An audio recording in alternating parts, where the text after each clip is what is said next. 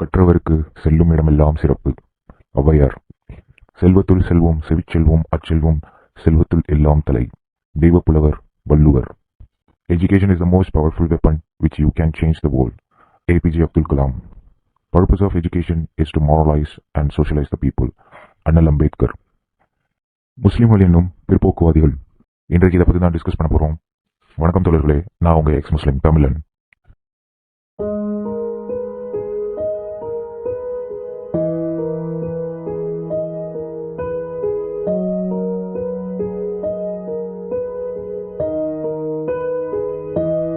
பிற்போக்குத்தனம் இதோட தொடக்கம் கல்வி அறிவு இல்லாத காரணம். பகுத்தறிவு என்ற ஆற்றல் மனிதனா பிறந்த எல்லாருக்கும் உண்டு. எது சரி, எது தவறு, எது முட்டாள்தனம், இது செய்யலாமா செய்யக்கூடாதா, இப்படி பகுத்து பார்க்கும் ஆற்றல். பகுத்தறிவை மேம்படுத்த தான் கல்வி என்பது முக்கிய பங்கு வகிக்கிறது. ஏன், எதற்கு, எப்படி வந்தது, எதற்காக நடந்துச்சு, இந்த கேள்வி அறிவு தான் இன்று நாம் பயன்படுத்தும் கண்டுபிடிப்புகளின் மூலதனமே. படித்தாலே நம்மளை கேள்வி கேட்டுருவான்னு சொல்லியே தமிழ்நாட்டிலும் சரி இந்தியாவிலும் சரி குறிப்பிட்ட மக்களை படிக்க விடாமல் செஞ்சு அடிமையாக வைத்த காலமும் உண்டு. கல்வி அறிவை வளர்க்க எல்லா வசதி வாய்ப்புகளும் இருந்தும் நான் ஏற்றுக்கொண்ட கேவலம் ஒரு மதத்தை காரணமாக வச்சு எங்கள் மதம் போதித்த அறிவே எங்களுக்கு போதும் என்று சொல்லி ஒழுங்கான கல்வி என்பதையே புறக்கணித்து பகுத்தறிவற்று மூடர்களாக வாழ்வது முஸ்லிம் சமூகம் மட்டும்தான். இவர்கள் ஏன் இவ்வளவு தற்கொலைகளா பிற்போக்கா இருக்கானுங்க? ஏன் இன்ஜினியரிங் படித்த முஸ்லீம் கூட இவ்வளோ மதவெறியோட முட்டாள்தனமாக இருக்கானுங்கன்னு பார்த்தா இதுக்கு பின்னாடி ஒரு பெரிய சூழ்ச்சி இருக்கு. பகுத்தறிவு மார்க்கம் அப்படின்னு சொல்லக்கூடிய இஸ்லாத்தில் ஏன் இவ்வளோ பிற்போக்குத்தனம், ஏன் இவ்வளோ மதவெறி? கண்ணை மூடிட்டு ஒரு விஷயத்த நம்பணும், ஏன் இதுக்குன்னு கேள்வி கேட்டக்கூடாது. அப்படி கேட்டுட்டோன்னு வச்சுக்கோங்க, ஈமான்ல குறை இருக்கு, உன்னோட நம்பிக்கையில குறை இருக்கு, அல்லாமலே உனக்கு நம்பிக்கை கம்மியாக இருக்கு, நீ காபீரா அப்படிங்கிற கேள்வியெல்லாம் கேட்டு வாய மூட வச்சிருவானுங்க. நம்ம தான் அக்மார்க் முஸ்லீம் ஆச்சே, காபீர்னு பட்டம் வாங்குவோமா, நமக்கு எதுக்கு வம்புன்னு கேள்வி கேட்காமலே போயிடுவானுங்க. சில முஸ்லீம்ஸ் தூக்கிட்டு வருவானுங்க, எங்கள் இஸ்லாம் படிப்புக்கும் அறிவுக்கும் எவ்வளோ இம்பார்ட்டன்ஸ் கொடுத்துருக்கு தெரியுமா?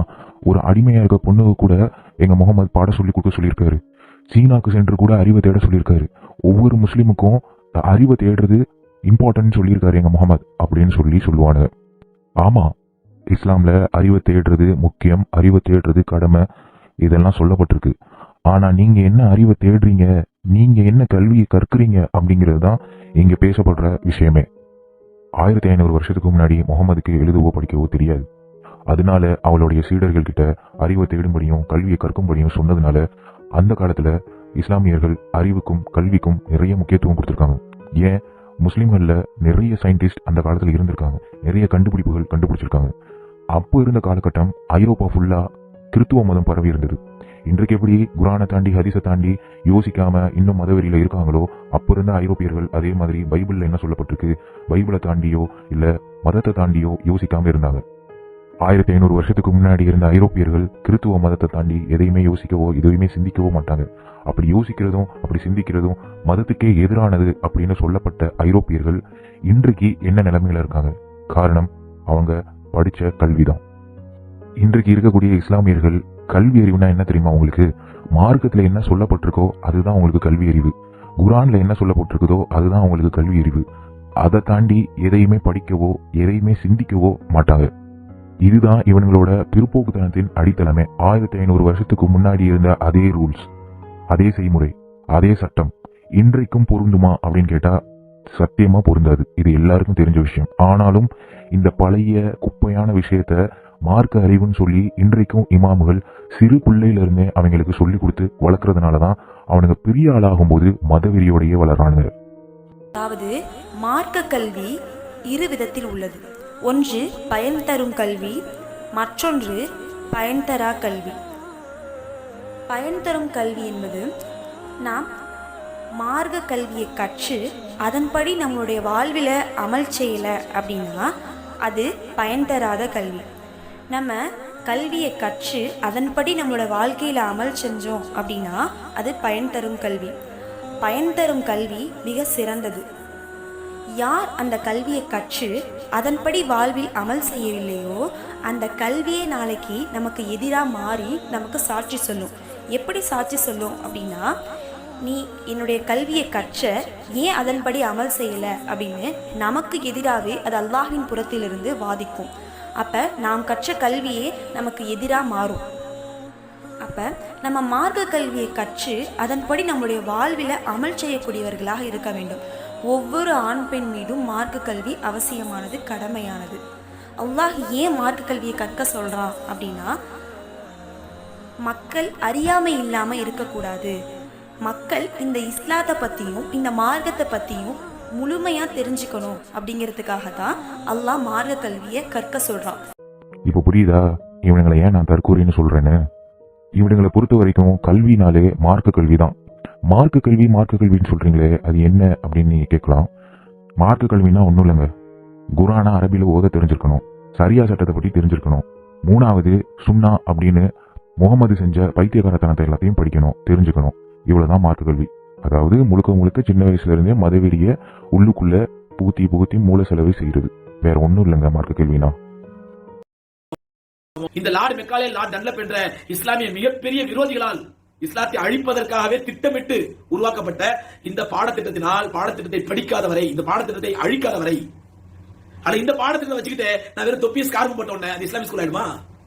வெறும் வெளிரங்கத்துல தொப்பி போட்டு ஸ்கார்ப் போட்டுருவோம், ஆனா படிக்கிறது கூட எதை படிச்சுட்டு இருக்கோம்? நஸ்ரானியோட கொள்கையில படிச்சுட்டு இருக்கோம். அது இஸ்லாமிக் ஸ்கூலு. இந்த நஸ்ரானியோட ஸ்கூல் எப்படி மோசமான ஸ்கூல்ங்கிறதுக்கு ஒரு எக்ஸாம்பிள், ஒரு உதாரணம் சொல்றதா இருந்தா, நம்முடைய குழந்தை 1ஆம் கிளாஸ்ல என்ன படிக்கும்? அன்னையும் பிதாவும் முன்னேறி தெய்வம். எவ்வளவு பெரிய ஷிர்க்! அன்னையும் பிதாவும் முன்னேறி தெய்வம் எவ்வளவு பெரிய ஷிர்க் இது! அல்லாஹ்வை தவிர இறைவன் யாரும் இல்லை, அல்லாஹ்வை தவிர தெய்வம் யாரும் இல்லை என்று சொன்ன நாக்கு அன்னையும் பிதாவை தான் முதல்ல அறிஞ்ச தெய்வம் அன்னையும் பிதாவும் தான். ஒரு இஸ்லாமிய குழந்தைக்கு முதலில் அறிந்த தெய்வம் அல்லாஹ். ஆனா என்ன சொல்லி கொடுக்கலாம்? அன்னையும் பிதாவும் முன்னேறி தெய்வம். இஸ்லாமிய ஸ்கூல்ல படிச்சு கொடுக்குறாங்க. அந்த அன்னையும் பிதாவும் முன்னேறி தெய்வங்கள் கொள்கை, ஷிர்கித்தான கொள்கையை ஸ்கார் போட்டுக்கிட்டு தொப்பி போட்டுட்டு என் பிள்ளை படிச்ச உடனே என் பிள்ளை இஸ்லாமிய ஸ்கூல்ல படிக்கணும்னு வச்சுக்கோங்க. அந்த பிள்ளை 4ஆம் கிளாஸ் 5ஆம் கிளாஸ் வரும்பொழுது அங்க டார்வின் கொள்கை ஒரு 10 இத்துமான கொள்கை சொல்லிருப்பான் சயின்ஸ்ல. மனிதன் குரங்கில் இருந்து தோன்றினான், இதான் மனிதனுடைய பரிணாம வளர்ச்சி அப்படின்னு சொல்லி. எவ்வளவு பெரிய குஃப்ரியத்தான வார்த்தை இது! மனிதன் மண்ணிலிருந்து படைக்கப்பட்டான் அல்லாஹ்வால், மண்ணிலிருந்து படைக்கப்பட்டான். இது இஸ்லாமிய கொள்கை. மனுஷன் குரங்கிலிருந்து தோன்றான், இது டார்வினுடைய கொள்கை. அந்த டார்வின் கொள்கையை தான் நம்ம பிள்ளைகள் படித்துக் கொள்கிறோம் இந்த லார்ட் மெக்காலேவுடைய கொள்கையில, சிலபஸ்ல. அப்புறம் 10ஆம் கிளாஸ் 12ஆம் கிளாஸ் போகும்போது அவன் எக்கனாமிக்ஸ் படிச்சானா கண்டிப்பா வட்டி கணக்கு போட்டாகணும். வட்டி கணக்கு போட்டாதான் அவன் எக்கனாமிக்ஸ் பாஸ் ஆக முடியும். எக்கனாமிக்ஸ் புக்ஸ்ல வந்து பேசிக் அந்த ப்ரீஃபேஸ்லயே அந்த முன்னுரையில சொல்லப்படுது, the basic of our Indian economic system is interest.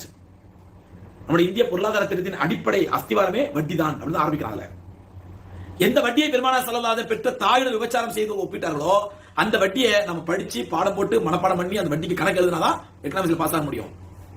இது எல்லாம் இஸ்லாத்தினுடைய கொள்கையை தகர்ப்பதற்காக லார்ட் மெக்காலே ஏற்படுத்தி கொடுத்த, பிரிட்டிஷ்காரர்கள் ஏற்படுத்தி கொடுத்த, நஸ்ரானிகளால் உருவாக்கப்பட்ட இந்த பாடத்திட்டத்தை தான் நாம படிச்சுட்டு இருக்கோம்.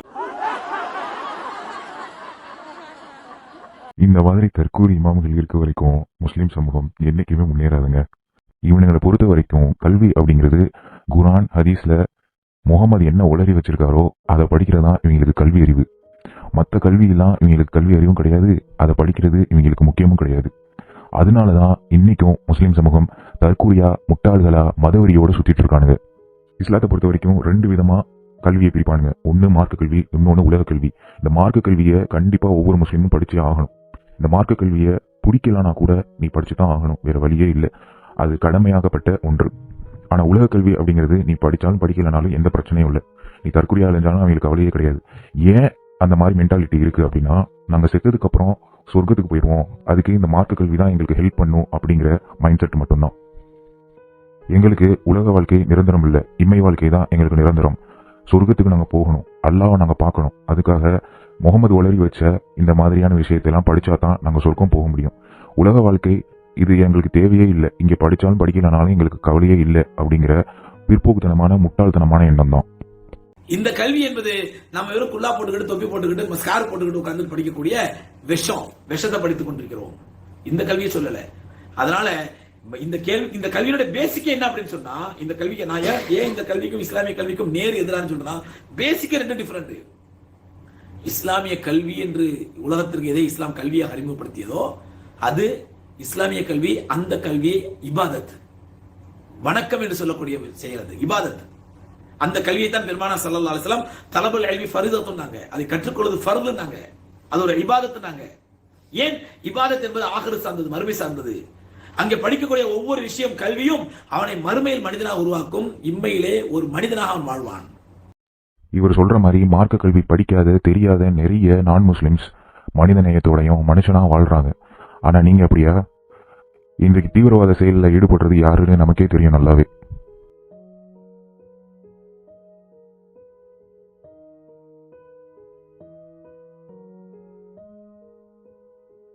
முஸ்லிம்கள் பொதுவாகவே யூதர்களை பார்த்தும் கிறிஸ்துவர்களை பார்த்தும் இந்துக்களை பார்த்தும் பொறாமப்படுறது வழக்கம்.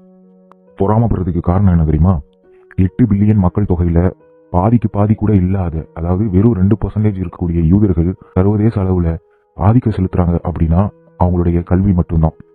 நோபல் பரிசுல இருந்து விஞ்ஞானத்திலிருந்து எல்லா இடத்துலையும் கிறிஸ்துவர்களும் யூதர்களும் இந்துக்களும் அதிக அளவுல சாதனை பண்ணிட்டு இருக்காங்க. அதுக்கு காரணம் அவங்களோட கல்வித்தரம் தான். அதே 8 பில்லியன் மக்கள் தொகையில 2 பில்லியன் இருக்க முஸ்லிம்கள், அதாவது பாதிக்கு பாதி இருக்கக்கூடிய முஸ்லிம்கள் இந்த 2% இருக்க மக்களை பார்த்து பயப்படுறானுங்க, பொறாமப்படுறானுங்கன்னா எதுனாலன்னு நினைக்கிறீங்க? அவங்களோட கல்வித்தரமும் இவன்களுடைய பிற்போக்குத்தனமும் மதவெறியும் தான். இந்த உலக வரைபடத்தை எடுத்து பார்த்தீங்கன்னா மொத்தம் 57 முஸ்லிம் நாடுகள் இருக்கு. இந்த 57 முஸ்லிம் நாடுகள்ல இருந்து உலகத்திலேயே சிறந்த டாப் 10 யூனிவர்சிட்டியில ஒரு யூனிவர்சிட்டி கூட இஸ்லாமிய யூனிவர்சிட்டி கிடையாது. இந்த அளவுக்கு தான் முஸ்லிம்களுடைய கல்வித்தரம் அப்படிங்கிறது இருக்கு. எடுத்துக்காட்டா ஹமாஸ் தீவிரவாத படை தெரியும்ல உங்களுக்கெல்லாம். அவனுங்க அதிநவீன ஆயுதங்களை வச்சு இஸ்ரேலை தாக்குறானுங்க. இவனுங்களுக்கு எங்க இருந்து இந்த காசுலாம் வருது? ஆனா பாலஸ்தீன மக்களுடைய வாழ்வாதாரத்தை பார்த்தா உணவு இல்ல, சரியான உடை இல்ல, கல்வி இல்ல, சாப்பாடு இல்ல, வேலை வாய்ப்பு இல்ல, எதுவுமே இல்ல. அந்த மக்களுடைய நிலை ரொம்ப மோசமா இருக்கு. ஆனா இவங்களுக்கு மட்டும் காசு எங்க இருந்து வருது? இந்த காசை வச்சு அந்த மக்களுடைய வாழ்வாதாரத்தை உயர்த்தினானுங்களா கேட்டா கிடையாது. முழுக்க முழுக்க மதவெறி மட்டும்தான். 4 شباب عندي عاطين على العمل وجوزي عاطين على العمل، كل البلد عاطل على العمل. انا مش بحكي باسمي، انا بحكي باسم كل اهل غزه. اولادنا 12 سنه اكلوا من اعمارهم وضيعوا من حياتهم. ليش؟ ابن المسؤول اللي حنساوي بقى عمره 20 سنه وله سياره وله جيب وله عماره ومتجوز وله كل ما يملك، وابن اولادنا لا يملكوا من الحياه شيء. صوتي لكل الناس، لكل العالم، ليش بس تسمعين هني؟ ولا صنوار ولا ابو مازن، تعالوا العالم، تعالوا شوفوا غزه قبل تموت، تعالوا شوفوا الغزه معنا، بس كل واحد بده يطلع، كل واحد بس بده يمشي. மார்க்க கல்வி அப்படிங்கிறது முஸ்லிம்களை மூல செலவு செஞ்சு அவங்கள அடிமையாவே வச்சு இஸ்லாத்துல உள்ள பிற்போக்குத்தனத்தை காப்பாத்தி அடுத்த தலைமுறைக்கு கடத்தவே இவர்கள் உலக கல்வி முக்கியம் இல்ல அப்படின்னு திட்டமிட்டு சொல்லிட்டு இருக்காங்க. இஸ்லாம் எப்பவும் ஆணாதிக்க சிந்தனை கொண்டது, ஆண்களுக்கான மதம். அதனால ஆண்களை எப்பவும் கம்ஃபர்ட் ஜோன்லயே வச்சுக்கும். மதத்தை தாண்டி அவங்கள யோசிக்கவே விடாது. தன்னோட மார்க்கம் தான் சிறந்தது, தன்னோட மார்க்கத்துல சொல்லப்பட்டதுதான் சிறந்த அறிவு அப்படின்னு இந்த மாதிரி நினைச்சிட்டு இருக்க வரைக்கும் இவனுங்க எப்பவும் பிற்போக்குத்தனமா முட்டாத்தற்குறியா தான் இருப்பானுங்க.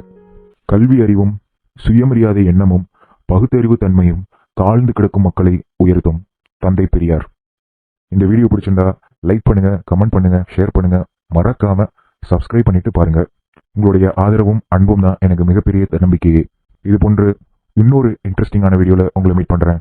Good bye.